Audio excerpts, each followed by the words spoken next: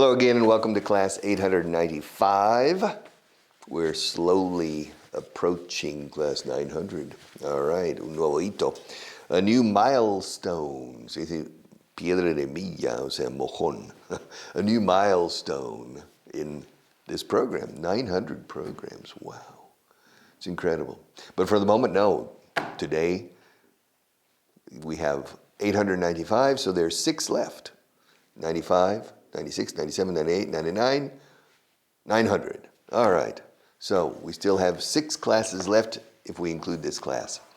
All right. Gain fluency. I simply want to go back to a paragraph I didn't completely finish yesterday. And I think it's an interesting paragraph philosophically. I grew up. Esto no es verdad sobre mí. It's true about a person I know. Well, yes. Su hijo, yeah.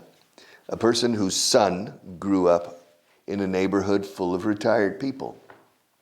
Pero voy a asumir el papel del chico. I grew up, me crié. I grew up, crecí. I grew up. Crecer is to grow.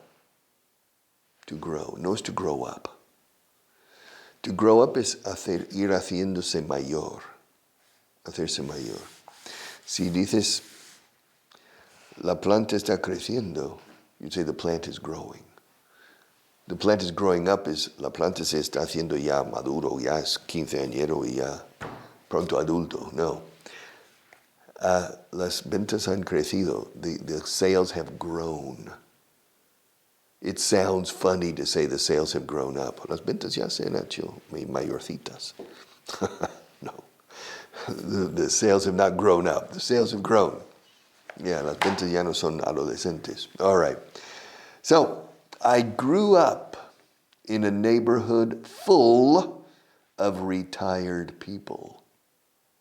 Gente jubilada. Yeah. Yes. So, I didn't have any friends to play with. You know, you go outside. In the United States, you go outside, and they're friends. There are neighbors with children everywhere. And so you spend hours and hours playing outside. And it's important, in my opinion, for your development. But if you live in a neighborhood where everybody's retired, there are no kids. All right.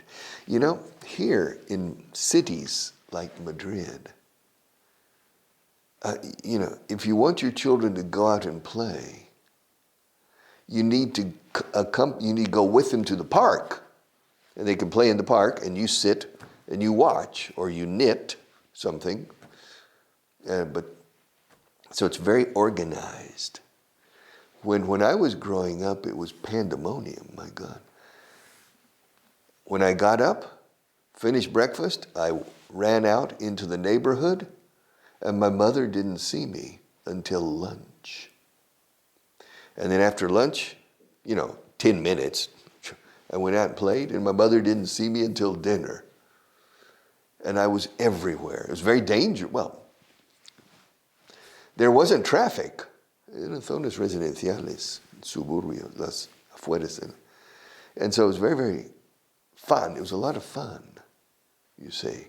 My mother had a bell, una campana muy grande, a big bell, in the back door of the house. And ding, ding, ding, ding, ding, ding, ding, ding, ding. And you could hear it from 1 kilometer. And that was calling me because it's time to have lunch or to have dinner. And my mouth salivated. Como los perros de Pablo, the bell, running home to eat. Here it's completely different. Everything is organized. The little boy or the little girl finishes school at 4 o'clock, and he goes to, ballet. Then they go to English class. Then they go to, some acting class or a cheerleading class. Everything is organized. And the poor children don't have time just to play, to play. And if they play, it's con un tablet. It's not the same. Yeah? It's just not the same.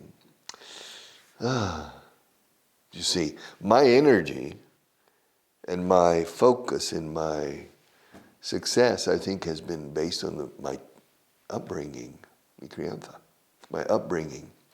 I grew up, a diferencia de este chico, I grew up in a neighborhood full of kids. Yeah. Next door, across the street, over there, Janet McMurray, Charles McMurray, Jim McMurray. Next door, Guy Gillette, Charles Parmley, Alan McCants, Alan McGee. We were running, jumping, doing good things, doing bad things, playing baseball, football, everything. We had a lot of fun. Okay, pero este chico no. I grew up in a neighborhood full of retired people.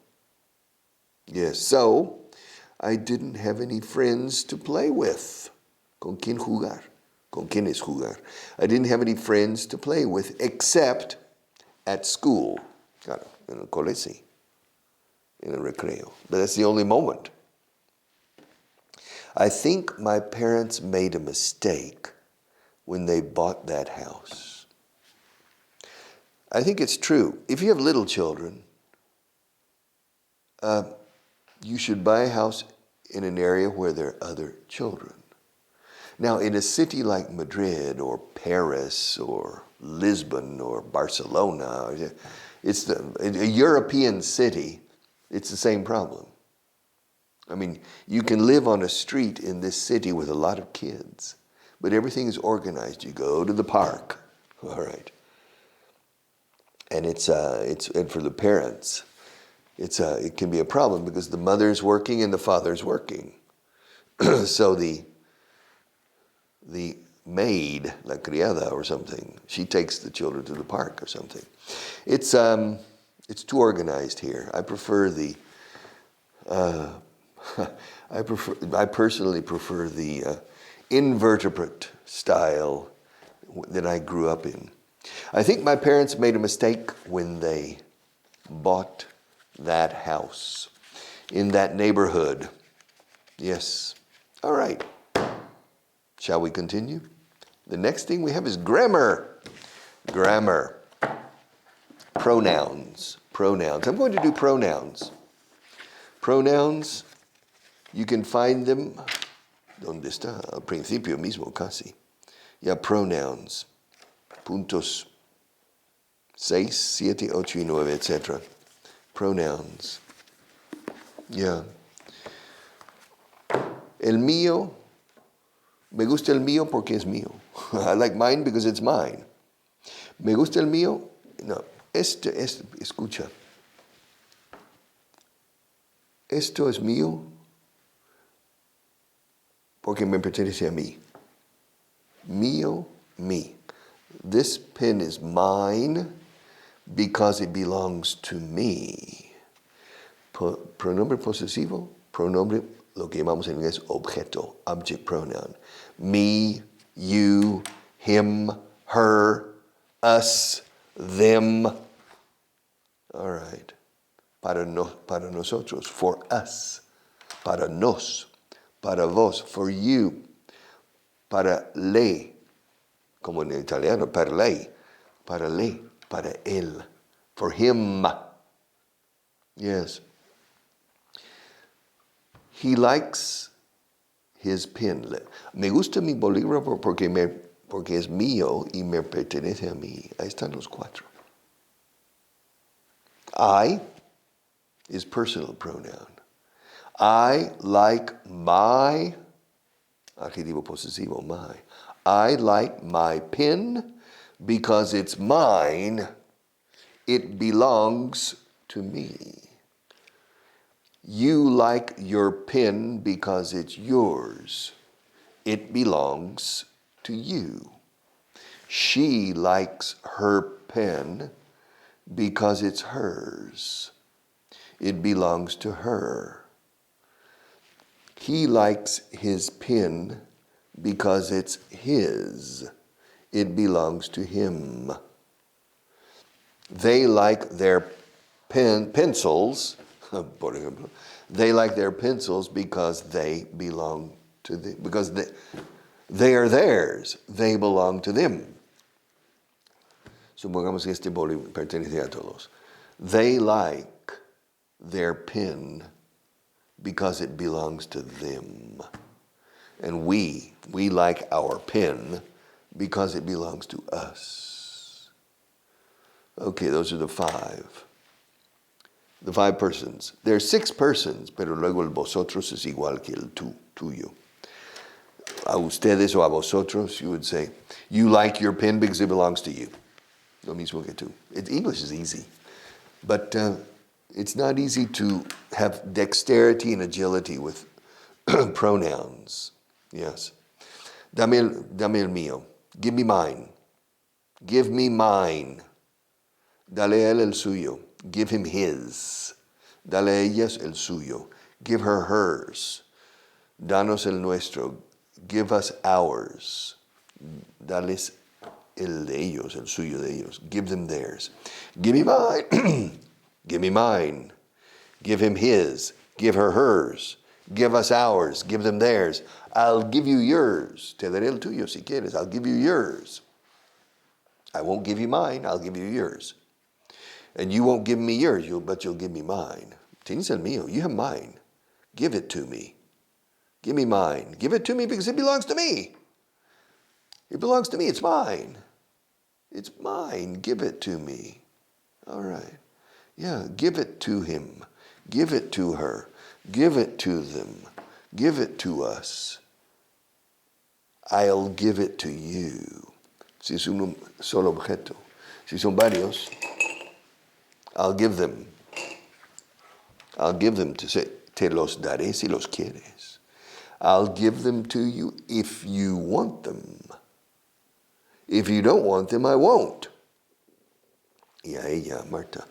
I'll give them to her if she wants them. If she doesn't, I won't. Y a él. A él. Okay. I'll give them to him if he wants them. If he doesn't want them, I won't. ¿Se entiende? Give it to them. Yeah. Danoslos. Give them to us. We want them. Give them to us. Y se los daré ellos, si los quieren. Si no, no. I'll give them to them. Aquí se dice them dos veces. I'll give them to them if they want them. If they don't, I won't. Will not, I won't. Si no, no. Español decís si no, no. Se lo daré si quieren, si los quieren, si no, no. I'll give them to them if they want them. If not, I won't. If they don't, I won't. Otherwise, I won't. De otra forma, no.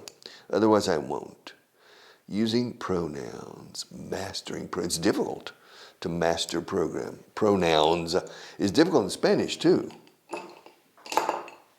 It's difficult in Spanish.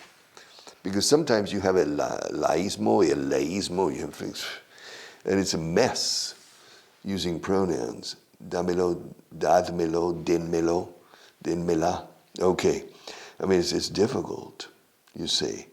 I mean, for example, mine is yellow. Okay. Mine is yellow. Okay. There are two ways. El mío es amarillo, la mía es amarilla. I mean, you have mío, mía. Yeah. El mío es mío. El que está en la mesa es mía. The one on the table is mine. Esta es mía. This pencil is mine. Sí. Es la mía. O sea, this pencil is Marta's. It belongs to her. And this pencil is Olegario's. It belongs to him. But this one's mine. Yeah, mine. Yeah, el mío está detrás de mi oreja. Mine is behind my ear. Marta's is on the book. And Olegario's is on the table. Yeah. El mío es este. Mine is this one. Marta's that one. Olegario's is that one. The brown one is Olegario's. The blue one is Marta's. The one behind my ear is mine. Yeah, the yellow one. The one behind my ear is mine. All right. Playing with this. También podéis jugar con estas cosas. Copying my little sketches, the little sketches that I do, mine. All right. Let us continue. Grammar. Grammar, no. Expressions. Expressions. Expressions. Y hay una en esta página que no he visto en mi vida. Es una chimena. All right. I'm on page 60. Page 60 at the top. To come off your high horse. To get down from your high horse. Bájate de tu alto caballo. It means, baja los humos, chico. Baja del pedestal, Apéate del burro. ¿Se dice así? Come on. Come, get off your high horse. Get off. To get off the bus is bajar el autobús. To get off the plane, to get off your high horse. Está en su caballo alto. Está credillo, Get off your high horse. Bájate del pedestal por un segundo, No todo fue culpa de ella. Tienes parte de la culpa, okay? Get off your high horse for 1 second, okay? Get off your high horse. Now the next one, never in my life. Blimey. Blimey is very, very British. Blimey. But I didn't know the meaning. I've heard it. En serio? En serio? Cor blimey? Cor blimey. After this class, I'm going to talk to Jimena, the author. I said, Cor blimey? Never in my life. I've heard the word blimey, but I don't remember the context. It's very, very British. Cuando oigo blimey, pienso en la niebla londinense. Blimey. Oy, la blimey! But Cor blimey, I've never heard it. The next one, 216, to corner the market. 219, perdona. To corner the market. Arrinconar el mercado. Bueno, monopolizar el mercado. Todo para mí. To corner the market. Yes. I'm the only English class on Spanish television. Yeah. Marta, hemos cogido el mercado para nosotros. We have cornered the market. To corner. To corner es arrinconar. Que no pueden salir. Y el mercado de Inglés por televisión es nuestro. We've cornered the market. We have cornered the market. Usando corner como verbo. Arrinconar. Yeah. To corner the market. The next one, to cost an arm and a leg. Okay. Costar un ojo de la cara. Esto cuesta un ojo de la cara. It costs an arm and a leg. It costs an arm and a leg. About 2 weeks ago, I had lunch with a guy who works in Spanish television. Yeah. Bueno, he's a supplier. Es proveedor de televisión española. Okay, fine. De voz. De doblaje. Dubbing. He's very good professional. But he receives the script in Spanish. He doesn't translate. He receives the script already translated from English to Spanish. But he speaks English very well. His level of English is very high. And he told me the other day, he says, it's incredible lo mal que traducen las cosas. He said, I received it, Dios mío, ha costado un brazo y una pierna. Come on. No, ha costado un ojo de la cara. And so he changes these things on the script. And it is true that they translate these things very quickly and very cheaply, to pay as little as possible. Not televisión española, but in general, in toda la industria. All right. And so you get these translations that are not very good. I remember one movie, Alta Sociedad, High Society. It was a movie made in 1956 with Grace Kelly, Frank Sinatra, and Bing Crosby. And it was a musical. It was a musical. But there's a moment in which Bing Crosby and Frank Sinatra are talking. And it's at night before they're in the living room and they're talking. And of course, the next activity is to go to bed. It's at night to go to bed. And Bing Crosby asks Frank Sinatra. He says, bueno, Pedro es otro nombre. Peter, ¿quieres un gorro para dormir? And Frank Sinatra dice, no. Bueno, entonces, buenas noches. Y van a la cama, cada uno. I can imagine the Spanish public watching that says, ¿por qué le preguntas si quiere un gorro para dormir? Do you want a nightcap? Claro, nightcap es un gorro para dormir, pero también es última copa antes de ir a la cama, de un licor o algo. You want a nightcap? Of course, it was completely translated wrong. Hey, do you want a nightcap? No, thanks. Good night. Okay. And that's a problem with translations. All right. So, to cost an arm, cuesta un brazo y una pierna. It costs an arm and a leg. It costs an arm and a leg. And the next one, at the top of page 61, a couch potato. Aquí dice un teleadicto. Okay. Una patata de sofá. All right, a couch, se entiende, a couch potato. You sit on the couch. Maybe you have a beer. You drink a beer, and you have a bag, big patata fritas de bolsa, and you're watching the football game, or you're watching a television series, you're getting continually fatter every day. You're a couch potato. Get up and do some exercise. Come on, move that body. Yeah, come on. Yeah, don't be a couch potato. Couch is sofá, y se usa más que la palabra sofa. Sofa is perfect, but you don't say sofa potato. You say a couch potato.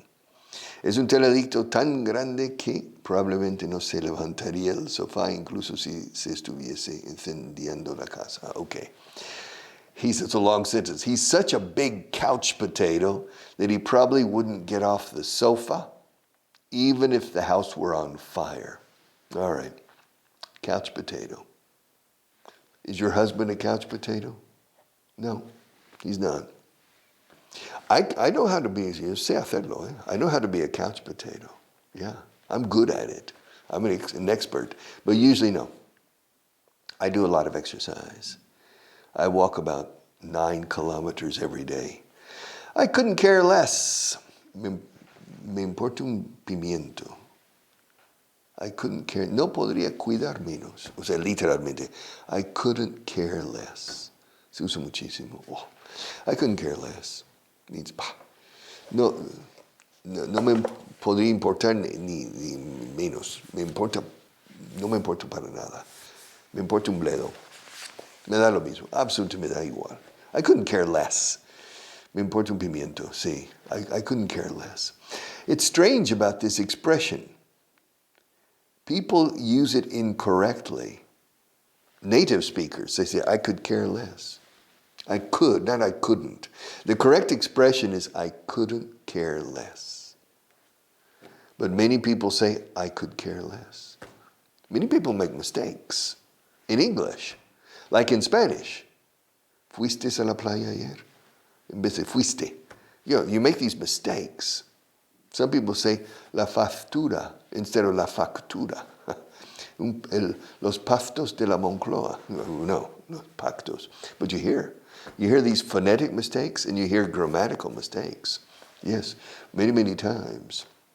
So it's strange about languages. But the correct is I couldn't care less. And you hear it all the time.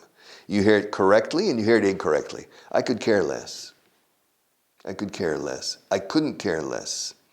And finally, how much time, Martin? Do we have time for one more? Yeah. All right. Cover your tracks. Yeah. No dejes rastro.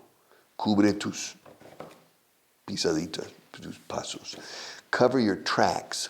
Track is una pista. Track and field. Pista y campo es atletismo. Track.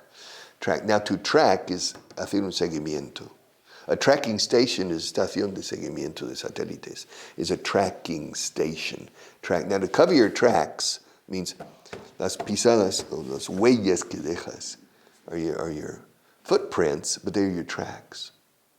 And to track somebody is seguir los huellas, seguir su pista. We say, cubre tus tracks. Cover your tracks. Yeah, cover your tracks means evita ser rastreado. No dejes rastro. To cover your tracks. Especially in the snow. If you're walking in the snow, especially if you're walking in the snow and your arm is bleeding and blood is dropping. It's very difficult to cover your tracks. And with that, we'll stop for today, but we'll continue tomorrow. Take care.